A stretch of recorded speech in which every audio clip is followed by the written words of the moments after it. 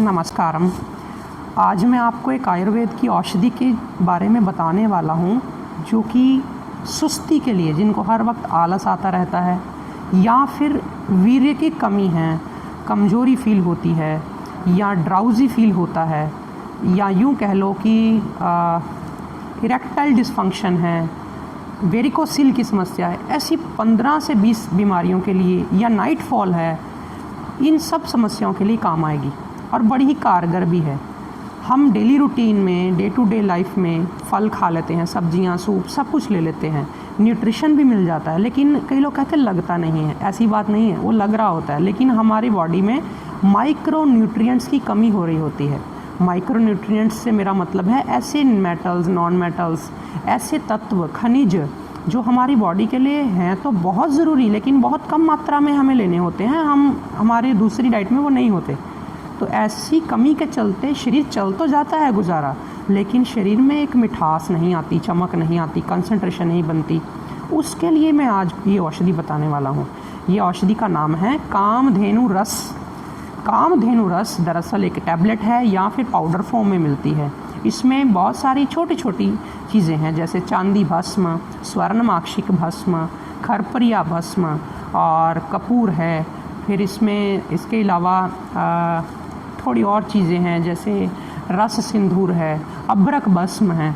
ये सारे की सारी चीज़ें खानों में से निकलती हैं और आयुर्वेद की विधा के अनुसार इसको अग्नि दे करके पकाया जाता है। किसी को 10 बार अग्नि दी जाती, किसी को 100 बार अग्नि दी जाती है, और ये इतनी हल्की हो जाती हैं, इतनी लाइट हो जाती हैं कि अगर इसको पानी में घोल दिया जाए तो फिर ये नीचे भी नहीं बैठती, इतनी सेट अच्छी हो जाती, फाइन हो जाती है, और बॉडी तो एकदम एब्जॉर्ब कर लेती है इसको। कहने का मतलब कि रोटी और खाई हुई पराठी या सब्जी दाल बाद में पचेगी, ये पहले पच जाती है, इतनी हल्की हो जाती है। इसको हम कामधेनु रस कहते हैं, क्योंकि ये एक तरह से कामधेनु गाय की तरह है। शरीर को पुष्ट करना, नया बनाना, नया यौवन प्रदान करना, इसका काम है। थकान, सुस्ती, बुझापन, निराशा, उस सबको मिटा करके आपके अंदर एक चमक जगाना, इसका काम है। और भी कई फ़ायदे हैं, जैसे ध्वज भंग, जिसको इरेक्टाइल डिसफंक्शन कहते हैं, जिन पुरुषों को होता है, या यूँ कहो कि कुछ गलत आदत की वजह से आई कमज़ोरी हो, या हम कह सकते हैं कि वेरिकोसिल की समस्या आ गई, वीर्यवाहिनी नाड़ियाँ कमज़ोर हो गई, उसमें बहुत अच्छी है। रात्रि में यानी नाइट फॉल हो जाना, या हम कह दें कि टीबी आ गई, टीबी की प्रॉब्लम आ गई, उसमें कमज़ोरी आ गई, तो आप चाहते हैं कि चलो मेरी दवाई चल रही, साथ साथ मैं कुछ ऐसी ताकत की चीज़ लूँ, तो इसको ले सकते हैं।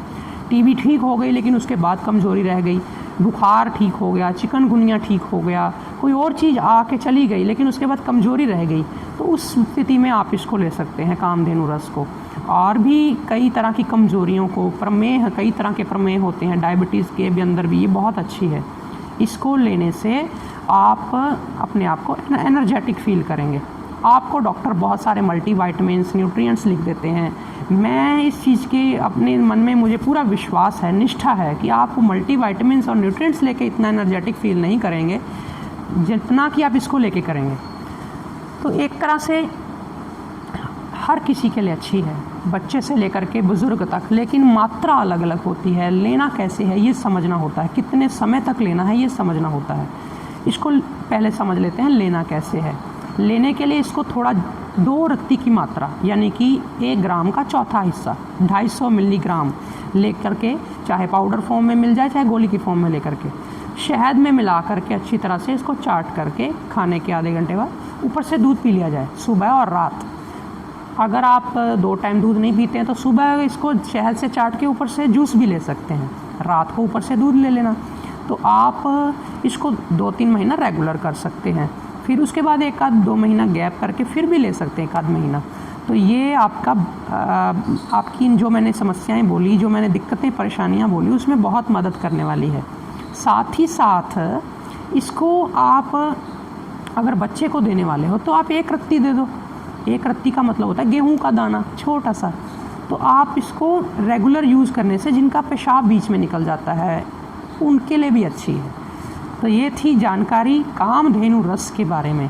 कई लोगों को डर होगा, अरे बस में नहीं खानी चाहिए, ऐसा होता है वैसा होता है। अगर किसी अच्छी कंपनी का, आप विश्वसनीय कंपनी जो कि एडवर्टाइजमेंट पर हीरो हीरोइन को ज़्यादा खर्च करने में ना विश्वास रखती हो बल्कि आयुर्वेद की मर्यादा को निभाती हो, तो उस कंपनी का अगर बना हुआ आप इस कामधेनु रस लेते हैं, क्योंकि ये सारी चीज़ें आपको वैसे भी भस्म में मिल जाएंगी बाज़ार से, आप खुद ना बनाइए, क्योंकि इसको भस्मों को लेकर के कमल के फूलों के रस में घोटा होता है काफ़ी देर, उसके कारण ये बहुत जल्दी पचने वाली और ठंडी हो जाती। तभी तो मैंने कहा कि ये नाइटफॉल में भी काम करेगी, पचने में भी हल्की होगी।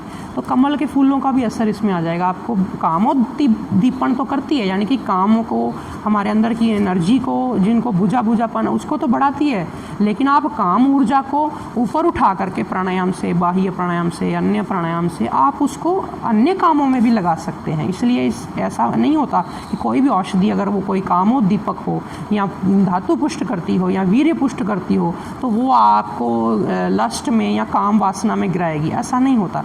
आप उसी ऊर्जा को ऊपर उठा करके अपने दिनचर्या में या अपने पुरुषार्थ में लगा सकते हैं। तो ये थी जानकारी कामधेनु रस के बारे में। और भी कई बातें रह जाती हैं कई बार, क्या छोड़ दिया मैंने, मुझे आप ज़रूर बताना। हाँ, इतना ज़रूर मैं कह सकता हूँ कि जिन लोगों को भी आप कह रहे हैं कि शहद से नहीं लेनी है, तो वो सिंघाड़े के रस के साथ ले सकते हैं। सुबह के समय सिंघाड़ा, वाटर चेस्टनट जिसको बोलते हैं, उसका रस के साथ निकाल करके आप इतना का रस लिया, उसके साथ भी इसको ले सकते हैं। ये शास्त्रों में इसका वर्णन है कि ऐसे भी ली जा सकती है। बाकी कोई बात नहीं, शहद नहीं लेना तो पानी से या किसी आसवरिष्ट में मिला के ले सकते हैं, किसी सारस्वतारिष्ट में, पुनर्नवारिष्ट, पुनर्नवा, किसी में भी आप मिला के इसको यूज़ कर सकते हैं। तो ये थी आज की जानकारी। आपको कैसी लगी मुझे नीचे ज़रूर बताना कमेंट्स करके। मैं आने वाले समय में बहुत सारी वीडियोज़ आपके लिए लेकर के आने वाला हूँ। आप बने रहिए मेरे साथ। आज फ़िलहाल इतना ही। नमस्कारम।